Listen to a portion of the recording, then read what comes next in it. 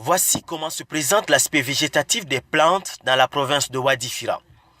Des champs de pénincillaires et d'autres cultures à perte de vue. Très encourageant et prometteur d'une bonne campagne agricole. Justement pour encourager et soutenir les producteurs, la ministre de la Production, de l'Irrigation et des Équipements agricoles s'est rendue dans un champ à Toyon, une localité située à une quarantaine de kilomètres sur la route d'Amzoer. D'une superficie de 5 hectares, ce champ appartient à cette femme Kaltouma Ousmane Adam.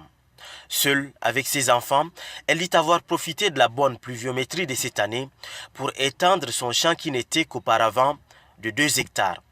Ici, la terre n'a plus de secret pour les femmes.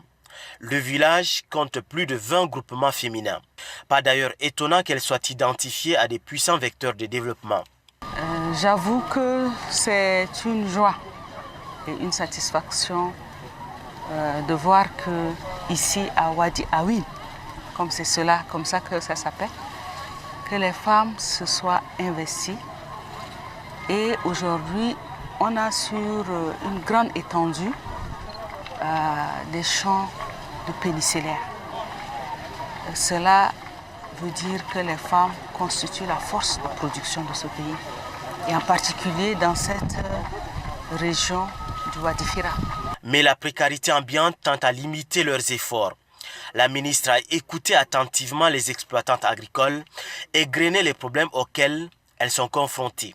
Ces difficultés ont pour nom le manque d'équipements agricoles, les semences améliorées, les produits phytosanitaires et des aménagements hydro-agricoles pouvant leur permettre de pratiquer la culture maraîchère pendant la saison sèche. La ministre Béa Soumda dit en avoir pris bonne note. Nous allons dans les prochains jours réfléchir dans quelles possibilités accompagner ces femmes.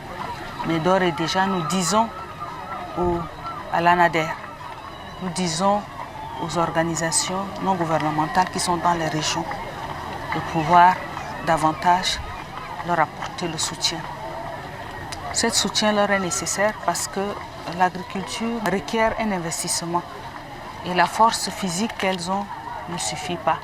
Elles ont besoin de tous les entrants pour pouvoir produire davantage. Avant de quitter le Wadi Fira, la ministre a visité le magasin de l'ONASA, un magasin presque vide. Sur la route d'Abéché, qui va constituer la prochaine étape, la ministre Béa Soumda Lidi s'est arrêtée pour apprécier un barrage hydro-agricole.